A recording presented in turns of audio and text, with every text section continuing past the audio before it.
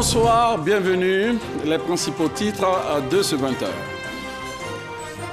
Le Conseil des ministres a pris des mesures dans le cadre de l'amélioration des conditions de vie des populations. Le Conseil a également tiré les conclusions des récentes manifestations des soldats qui ont impacté les activités économiques et socio-professionnelles dans plusieurs villes du pays. Après le Conseil des ministres, le président Alassane Ouattara a échangé avec Boureyma Abdallah, président de la commission de l'UEMOA, l'Union économique et monétaire ouest africaine, compte rendu dans quelques instants. Et dans le cadre de la lutte contre la maladie de la dengue, la phase d'élimination des moustiques adultes a commencé dans le district d'Abidjan. La dengue ou grippe tropicale est une maladie transmise par la piqûre d'un moustique porteur du virus de la dengue. Et dans ce 20h, nous irons en France où la nouvelle équipe gouvernementale d'Emmanuel Macron a été dévoilée ce mercredi. Une équipe de 22 personnes, 11 hommes, 11 femmes, des ministres issus de la droite, de la gauche, du centre et de la société civile. Voilà pour le sommaire. Commençons par cette audience que le chef de l'État a accordée au président de la commission de l'UEMOA, Boureyma Abdallah. Il a été essentiellement question de coopération, d'intégration sous-régionale, nous dit notre reporter Awa Touré. Le nouveau président de la Commission de l'Union économique et monétaire ouest-africaine, Boureyma Abdallah, est venu saluer et exprimer sa gratitude au président de la République Alassane Ouattara, président en exercice de l'UEMOA. L'occasion aussi pour lui de marquer la solidarité de l'Union au chef de l'État et au peuple ivoirien après les événements de ces derniers jours. J'ai donc saisi cette occasion pour exprimer notre solidarité, la solidarité de l'Union à son Excellence Monsieur le Président de la République, à l'ensemble du gouvernement et au peuple ivoirien. Mon entretien avec le Président de la République a porté sur 3 points. D'abord, le premier point, j'ai tenu à exprimer à son Excellence Monsieur le Président de la République, en sa qualité de président de la conférence des chefs d'État, notre reconnaissance, notre profonde gratitude pour la confiance placée en nous. J'ai exprimé au chef de l'État notre engagement ferme, individuel et collectif, à mériter cette confiance. Et rien ne sera épargné pour réussir la mission qui nous a été confiée, plaise à Dieu. Le second point de mon entretien avec le président de la République a porté sur les conditions de reprise de nos activités au niveau de l'UEMOA. Et enfin, le troisième point, en ce début de mandat, les commentaires, les avis et surtout les conseils de son Excellence, Monsieur le Président de la République, nous seront d'une inestimable utilité. Ancien ministre nigérien de l'économie et des finances, Boureyma Abdallah, a été élu président de la commission de l'UEMOA le 10 avril dernier lors du sommet extraordinaire d'Abidjan. Après les récentes mutineries, toute la région ouest africaine, vous allez voir l'image, et l'Union africaine apporte leur soutien au président de la République Alassane Ouattara, le président de la commission de la CEDEAO, accompagné de représentants spéciaux du secrétaire général de l'ONU pour l'Afrique de l'Ouest et le Sahel, et le représentant du président de l'Union africaine ont rendu visite ce soir même au président de la République pour lui apporter le soutien nécessaire face à la situation qui a prévalu donc dans le pays. Demain, vous aurez le compte-rendu de Viviane Animé. Avant cette audience, Alassane Ouattara a présidé le Conseil des ministres. Retour donc au palais présidentiel avec notre reporter Awa Touré. Le Conseil des ministres de ce mercredi 17 mai a entendu une communication du ministre d'État, ministre de l'Intérieur et de la Sécurité, en liaison avec le ministre auprès du président de la République chargé de la Défense. Une communication relative aux manifestations de militaires. Le bilan à ce jour est de 4 morts et de 9 blessés. Le gouvernement déplore les débordements qu'il y a eu, regrette les dégâts qui ont été constatés, les pertes en vie humaines. Le gouvernement présente ses condoléances aux parents des victimes. Pour ce qui est des blessés, des instructions ont été données pour leur prise en charge par l'État de Côte d'Ivoire. Un rapport a été demandé par le président de la République donc, au ministère d'État, ministère de l'Intérieur et de la Sécurité, qui va être établi par région, par les préfets. Un rapport qui devra présenter le point des dégâts matériels dans ces régions, les pillages, la destruction de biens, etc. Et à la suite de ce rapport, le gouvernement donc, décidera de la conduite éventuellement à tenir. Aujourd'hui, les choses sont au calme. Les soldats sont repartis dans leurs casernes. La vie a repris partout. Et le gouvernement, à présent, s'attelle à accélérer la mise en œuvre de la loi de programmation militaire de façon à satisfaire les besoins résiduels. Atténuer les difficultés des Ivoiriens est l'une des priorités du gouvernement. Le Conseil a ainsi pris un ensemble de mesures dans le cadre de l'amélioration des conditions de vie et de travail des militaires et de certains fonctionnaires et agents de l'État. Au titre du ministère de la fonction publique et de la modernisation de l'administration, le Conseil a adopté un décret portant régime indemnitaire particulier du personnel pénitentiaire. Ce décret institue, au profit de ce personnel, le personnel pénitentiaire, une indemnité de risque et une indemnité de sujétion à l'égal des autres corps paramilitaires. L'indemnité de risque est comprise entre 80 000 et 125 000 francs CFA et l'indemnité de sujétion entre 40 000 et 75 000 francs CFA par mois. En outre, il étend la gratuité du transport accordé par les entreprises publiques aux agents pénitentiaires dans l'exercice de leurs fonctions. Cette mesure prend effet pour ce qui concerne les indemnités à compter du 1er janvier 2018. Au titre du ministère auprès du président de la République chargé de la Défense, le Conseil a adopté un décret portant modification de l'annexe au décret numéro 2000-175 du 10 mars 2000, déterminant le droit au logement en faveur des militaires et des forces armées nationales.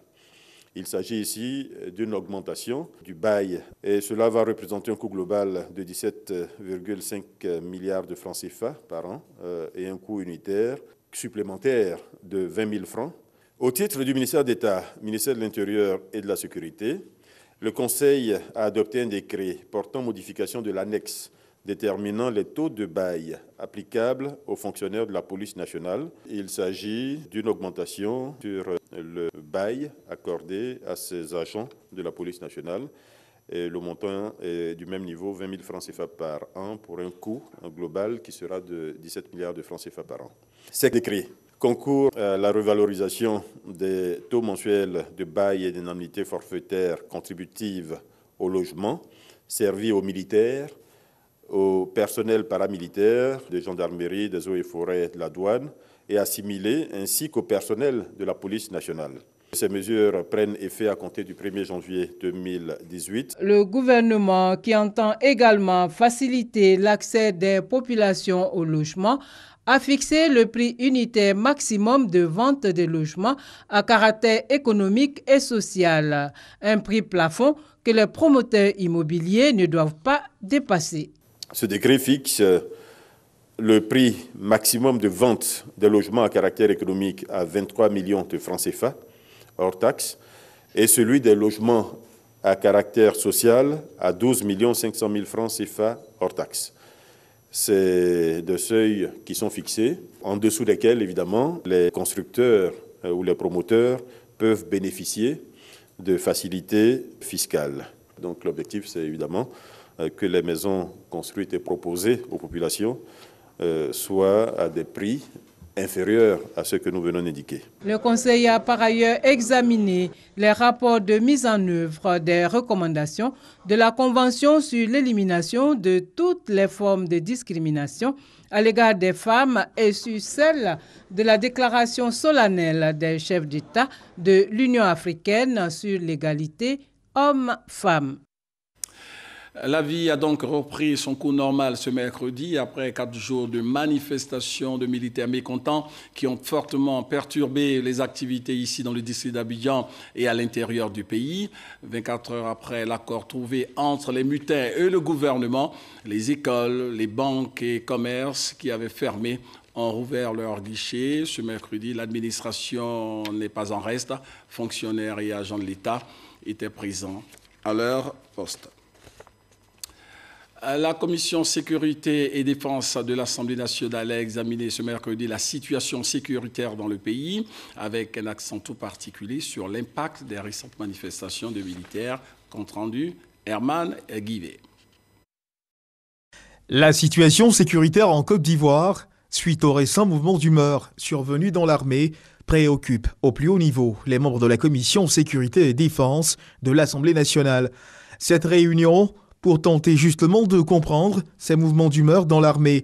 Au terme de cette réunion, les membres de cette commission décident d'un certain nombre d'actions à mener. Nous allons inviter les représentants de l'exécutif à une séance d'information pour que les élus, les députés soient informés sur tout ce qui s'est passé. Deuxièmement, les députés de la commission ont décidé d'aller sur le terrain pour s'informer sur l'état de la situation. Et donc, une mission d'information parlementaire va parcourir la Côte d'Ivoire dans ces jours à venir pour que nous puissions recueillir auprès des populations, auprès de l'armée, auprès de tous les acteurs, la réalité du terrain. Notre commission va demander au président de l'Assemblée nationale d'engager une commission d'enquête parlementaire.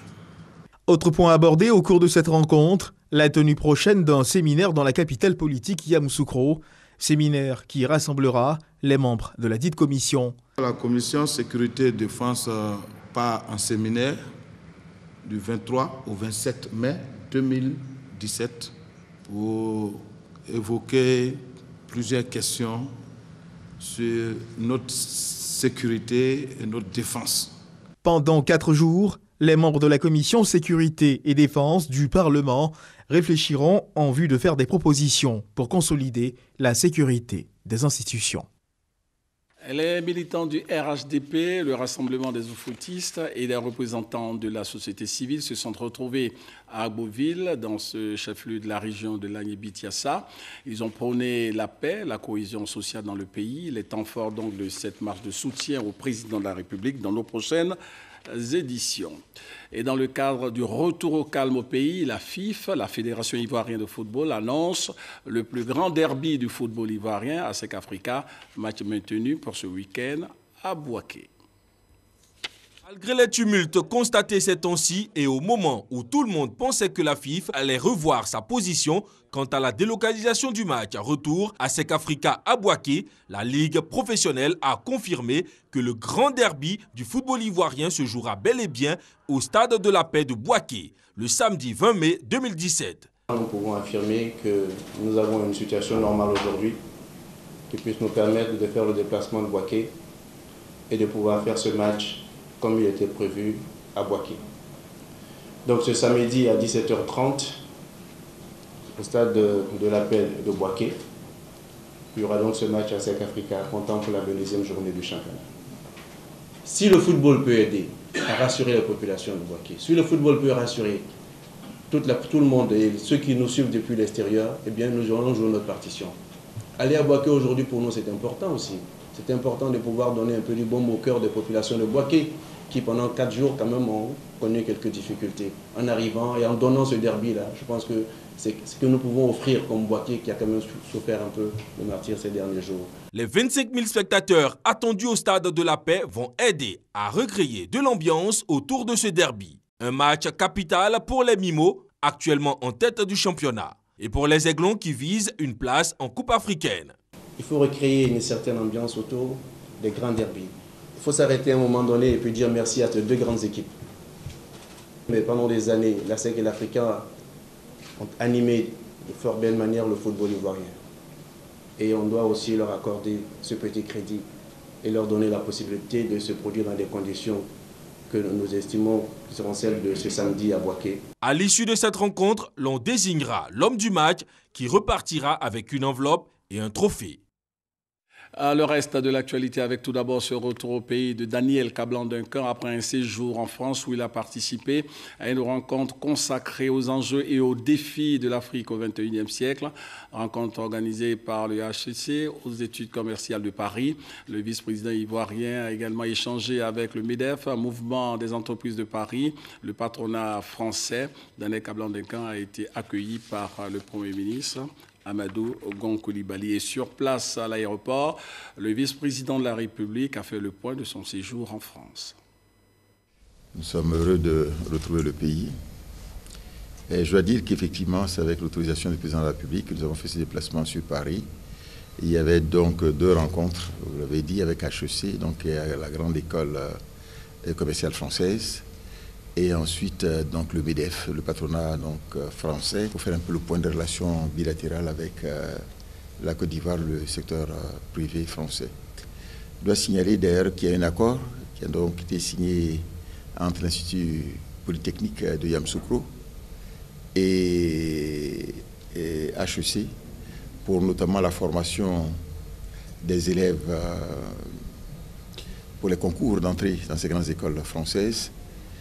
Et disons qu'échange de professeurs entre HEC et puis l'INSUSB. Je pense que il faut qu'on arrête. Il faut qu'on arrête parce que la perception que les gens ont de l'extérieur n'est pas très bonne. Je crois que le président de la République lui-même a indiqué à plusieurs reprises qu'il a été meurtri par, disons, que c'est sorti. Bien sûr, les gens ont indiqué ce qu'on a cru comprendre que ce n'est pas pour mettre en cause disons que les institutions de la République. Mais, vous savez, l'argent, comme le développement, a horreur du bruit, et surtout du bruit des armes.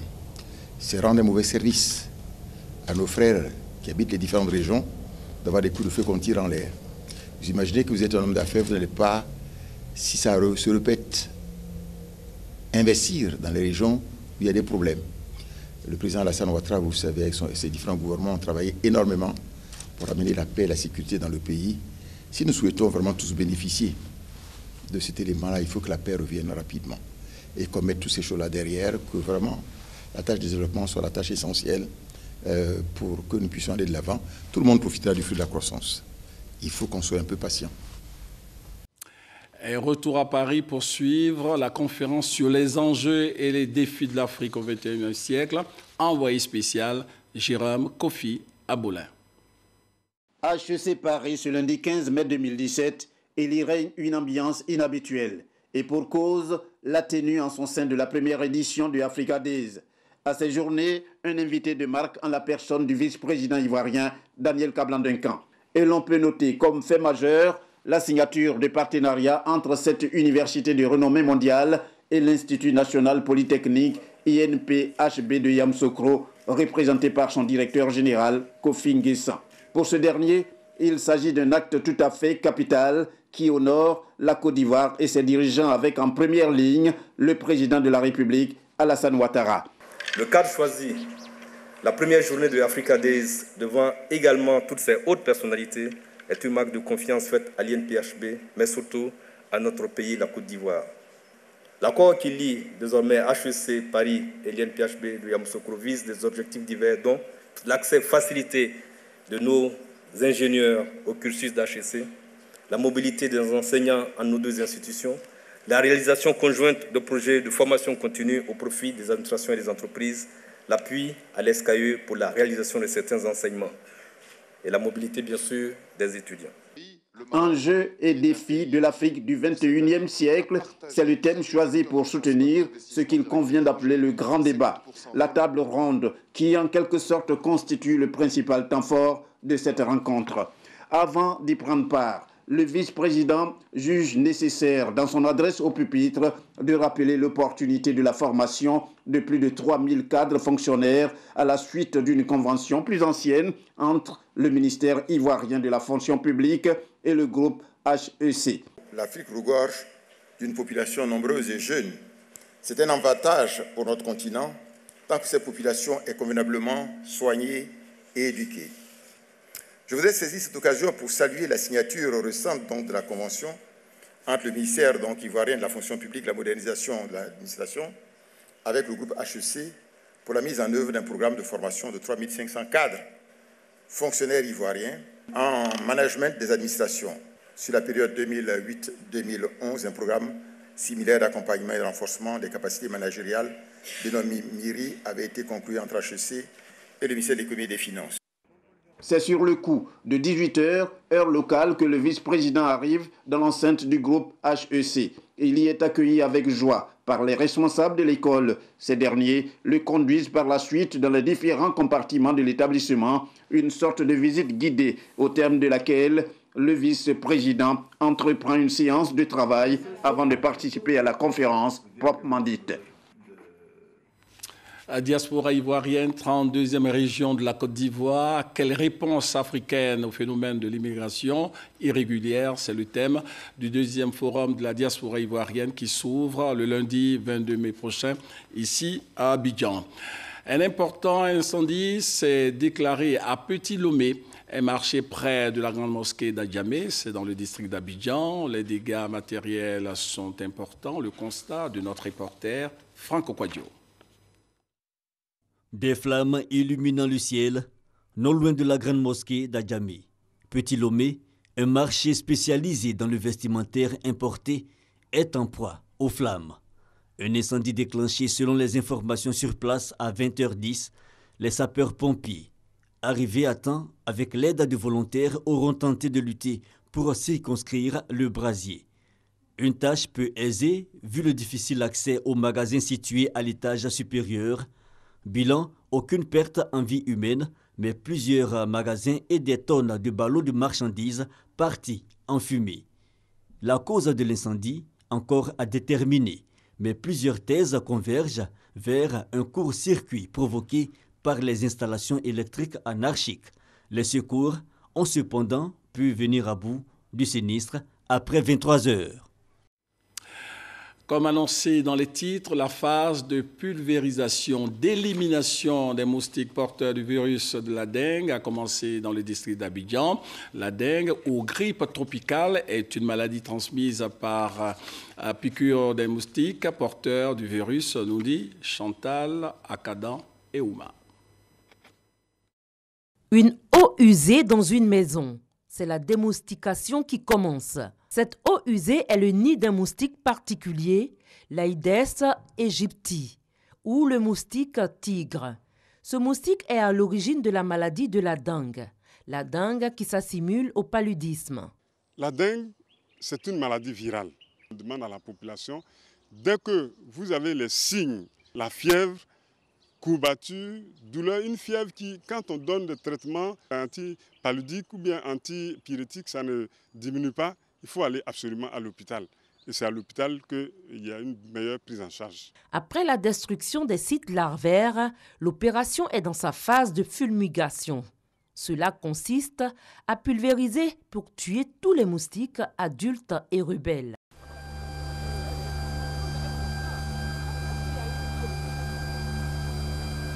Selon Dr Fofana Diakarija, cette fumée libérée n'est pas dangereuse pour la santé des populations. La dose à laquelle on l'a utilisé, le produit n'est pas nocif, mais toutefois, il ne faut pas l'affronter, il faut l'éviter parce que ça peut donner quelques picotements et autres. On a demandé dans nos messages aux populations d'ouvrir les portes et fenêtres pour que la fumée puisse entrer dans la maison pour trouver les moustiques là où ils se trouvent pendant leur recherche de repas sanguins.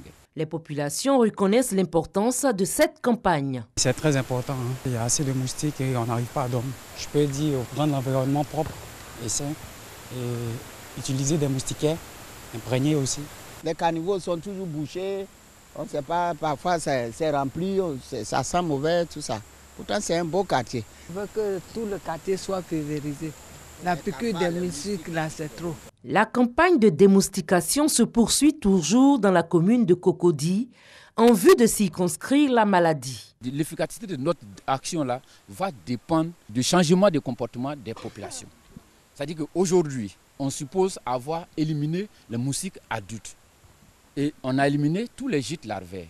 À partir de ce moment, les populations doivent continuer à éliminer les gîtes larvaires après notre passage. L'opération s'étendra ensuite aux autres communes d'Abidjan, car la santé de la population est une priorité pour le gouvernement. Rendons-nous maintenant à Mbengue, ville située au nord de la Côte d'Ivoire, dans la région de Korogo, dans les savanes, pour parler de paix et de réconciliation entre populations des villages de Nyene-Badala et Katiali, le témoignage d'Eugène Atoubé. Le contexte était favorable et le moment s'y prêtait. Nyene-Badala et Bala décident d'arrêter leur querelle pour recommencer à vivre ensemble.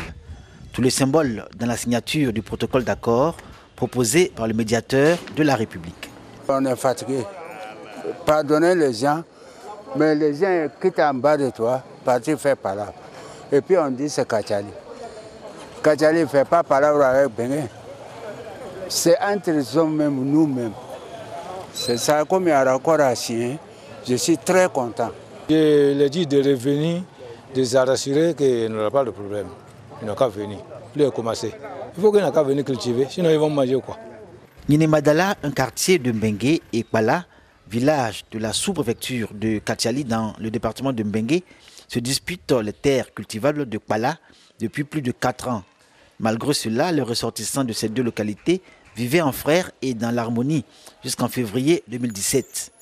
À la surprise générale, ils vont déclencher les hostilités aux lourdes conséquences. Aucune perte en vie humaine, mais d'importants dégâts et destruction de biens, ainsi que des pertes en bétail et produits agricoles. 13 familles ont dû fuir Kpala pour trouver refuge au quartier Nyene-Badala à Mbengue.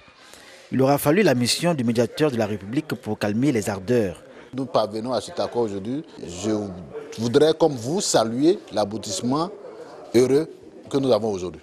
Rencontre avec les populations des localités en conflit, séance d'écoute et audience des sachants élargis aux acteurs directs et indirects de ce conflit, fratricide. En clair, une médiation minutieuse dans le respect des coutumes et valeurs locales. À la clé, un compromis qui réconcilie les deux parties en conflit. Il s'agit donc de suivre ce retour. Il y a des conditions qui ont été faites. On dit, bon, vous retournez sans condition. Donc il faut qu'on veille à cela, que les gens, une fois sur le terrain, ne viennent pas leur dire payez ça, payez ça, payez. Ça c'est réglé. Donc ça va être le travail du comité. Avec ce protocole d'accord, c'est le retour à la normalité à Mbengue. Reste maintenant à l'administration d'œuvrer pour dire, au regard de la loi, qui de Nyene-Badala ou de Katiali est le véritable propriétaire de la parcelle cultivable de Kpala. L'actualité à l'étranger, la France a un nouveau gouvernement dévoilé ce mercredi. Gabriel Zanilou nous en parle. Sur la proposition du Premier ministre, le président de la République a nommé un gouvernement de 22 membres. C'est la première équipe d'Édouard Philippe, Premier ministre français. Un gouvernement resserré, selon la promesse faite aux Français, avec 18 ministres et 4 secrétaires d'État. 16 ministres ont finalement été nommés, plus 2 ministres, toutes des femmes, rattachées chacune à un ministre et 4 secrétaires d'État, 2 femmes et 2 hommes.